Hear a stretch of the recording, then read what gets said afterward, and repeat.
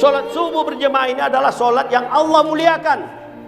Di dalam surat Al-Isra 78 Allah berfirman, aqimis sholat liduluki syamsi ila qasaqil laili wa qur'an al-fajr inna qur'an al-fajri kana mashhuda. Di sini Allah katakan, dirikanlah sholat sejak tergelincir matahari hingga gelapnya malam. Dirikan pula sholat subuh. Sungguh kata Allah, sholat subuh itu disaksikan malaikat. Saya ingin mengajak kita semua, di mana letak keutamaan sholat subuh itu? Allah katakan, dirikan sholat sejak tergelincir matahari hingga gelapnya malam. Kapan tergelincir matahari?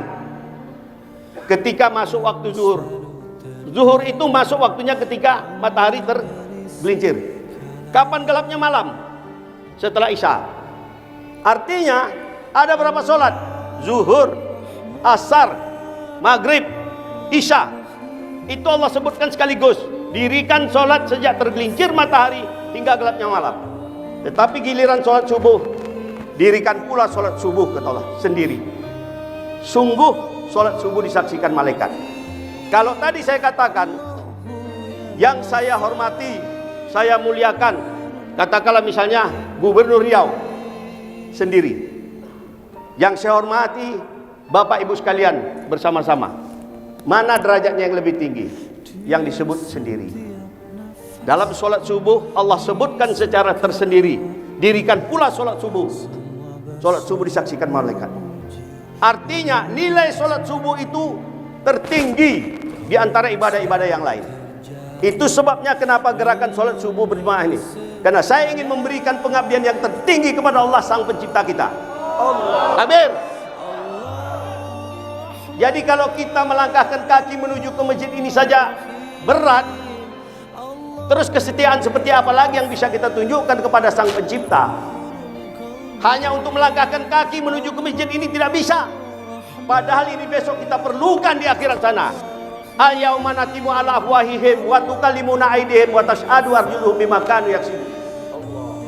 Surat Yasin 65. Pada hari ini kami kunci mulut mereka, kata Allah. Dikunci mulut ini. Maka berkatalah tangan mereka kepada kami, dan menjadi saksilah kaki mereka atas apa yang dulu dia kerjakan. Ini besok kita butuhkan di pengadilan Allah. Kaki ini akan bersaksi. Betul dia menuju ke masjid bersama-sama, berkumpul sama semua orang. Ini yang akan bersaksi. Sekarang ini kita ikuti malasnya kaki untuk menuju ke tempat yang mulia ini. Sementara tadi saya katakan, dalam waktu yang bersamaan, yakinlah ada saudara kita yang sedang menghadapi sakaratul maut. Kita pun tidak pernah tahu. Boleh jadi besok kita juga sudah dipanggil Allah. Ini sebabnya kenapa saya ingin mengajak Bapak Ibu sekalian. Karena kita ingin bersama-sama.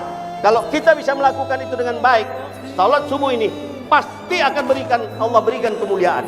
Karena janji Allah sudah jelas. Inna akramakum indallahi atqakum. Sesungguhnya yang paling mulia di sisi Allah itu adalah yang paling takwa. Alat ukurnya jelas. Kalau kita ingin dimuliakan Allah, takwakan diri. Terlalu mudah bagi Allah untuk memberikan kekuasaan. Terlalu mudah. Tetapi tidak mudah mendapatkan ridho Allah. Siapa bilang tidak dikasih izin Fir'aun untuk menjadi raja? Siapa bilang dia tidak dikasih izin sama Allah? Dikasih izin. Tapi ridho Allah ada? Tidak ada. Siapa bilang setan yang sudah dikutuk, diusir dari surga, tidak mendapatkan izin ketika dia minta diberi umur panjang? Setan minta kepada Allah, diizinkan. Tapi adakah ridho Allah di sana? Tidak. Termasuk jabatan yang kita duduki hari ini. Apakah kita ingin mendapatkan jabatan dengan cara sekedar izin Allah, atau kita ingin mendapatkan ridho Allah dan izinnya sudah ada di sana? Pilihan ada di kita. Berapa banyak hari ini orang mencoba untuk mendapatkan jabatan, tetapi hanya sekedar izin Allah, karena dia lakukan segala cara.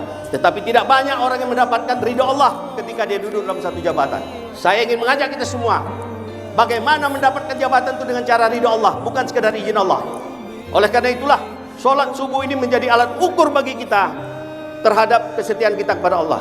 Allah secara jelas mengatakan, Qulillahumma malikal mulki tutil mulka man tasha wa tanziul mulka mimman tasha wa tu'izzu man tasha wa tuzillu man tasha biyadikal khair innaka ala kulli syai'in qadir. Katakanlah Muhammad, kata Allah, engkau lah pemilik kekuasaan ini. Engkau berikan kekuasaan kepada siapa yang kau kehendaki, engkau cabut kekuasaan dari siapapun yang kau kehendaki. Engkau muliakan bagi siapa yang kau kehendaki, engkau hinakan bagi siapa yang engkau kehendaki. Tolong cermati ini. Ketika kekuasaan, Allah katakan, engkau berikan kekuasaan kepada siapa yang engkau kehendaki, engkau cabut kekuasaan dari siapa yang engkau kehendaki. Tetapi ketika kemuliaan, engkau muliakan bagi siapa yang engkau kehendaki, engkau hinakan, bukan engkau cabut kemuliaan itu.